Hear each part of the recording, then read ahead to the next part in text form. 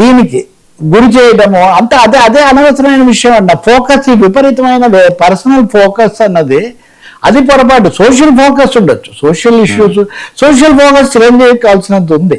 అయితే అనేక విధాలుగా సేవలు లేకపోతే నిధులు సహాయాలు అవి ఆయన చేస్తూనే ఉంటాడు. కాబట్టి నేను అంటుందేనంటే ఈ సంతోషకరమైన సందర్భాన్ని సంతోషంగా ఉంచాలి, విమర్శనాత్మకంగా ఉండాల్సినప్పుడు విమర్శనాత్మకంగా ఉండాలి.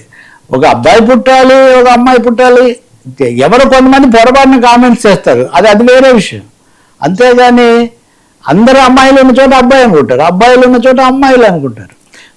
కొన్నిసార్లు దురదృష్టవశాత్తు మన సమాజంలో స్త్రీ పురుష అసమానతల వల్ల కొన్ని పరిస్థితులు ఏర్పడ్డాయి. వాటి మీద మనం తప్పకుండా చైతన్యం పెంచుతాం. దీనికి అసలు ఏం సంబంధం ఉంది? కానీ చూడాలి. ఇప్పుడు విశ్వంభర, వాల్తేరు వీరయ్య, తర్వాత ఈ సినిమా మొన్నటిది శంకర వరప్రసాద్, ఇవి చాలా ఇదిగా తీసుకున్నారు.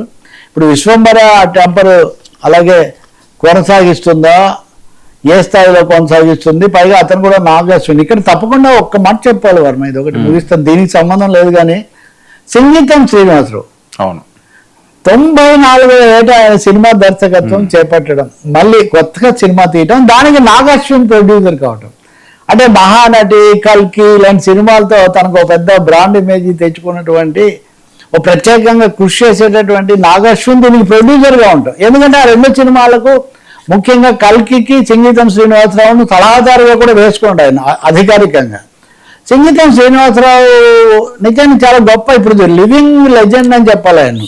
అందరూ టెక్స్ట్ బుక్ ఎగ్జాంపుల్ లాగా చెప్పే విజయవాహినిలో పనిచేసి అనేక చిత్రాలు తీర్చినటువంటి సంగీతం శ్రీనివాసరావు లాంటి కళాభిరుచి, అనుభవము, అన్నింటిని మించి సమతుల్యత.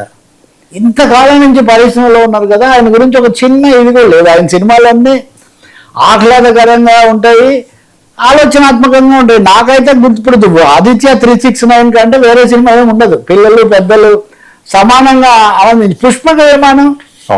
సో ఇలాంటి ఎన్ని రకాల ప్రయోగాలు ఎప్పటి నుంచి అంటే మాయాబజార్ అనుభవాలు ప్రత్యక్షంగా చెప్పగలిగిన వాళ్ళు ఎవరున్నారు? సంగీతం శ్రీనివాసరావు తప్ప. ఆయన మళ్ళీ వచ్చి 94వ ఏట ఆయన సినిమా తీస్తూ ఉంటాం, దాన్ని ఈ తరంలో అగ్రస్థానాన్ని ఉన్న నాగేశ్వరి నిర్మించడం.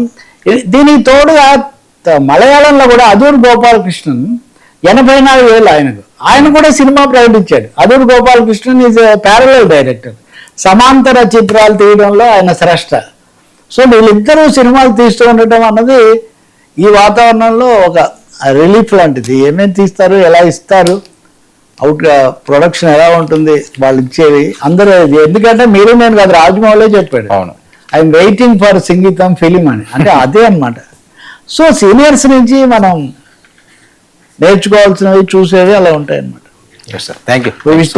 Good. Right sir, thank you. ఇది ఈనాటి frankly with Telakapalli. Seshu 99 news.